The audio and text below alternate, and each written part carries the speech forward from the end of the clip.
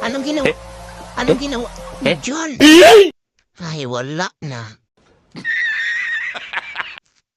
Kinain ng dalawa yung gatas. Tingnan mo. Tama na, tama na. Tama na, tama na. Ayo Madaling araw nagising ako kasi parang may naririnig ako nagmumukbang sa may paahan ko. Kaya bumangon ako at nakita ko sarap na sarap sila sa kanilang kinakain. Pagtapos nga nila magbukbang, aba, ayos din, nagpa-picture pa nga. At yung isa, nakita ko rito sa gede, tulog na. Yung isa naman, andito sa may upuan. Sarap na sarap. Tamang exercise lang. Na siguro yung kinain nila kanina. Aba, tatas ni daddy yun, kinain nyo ha.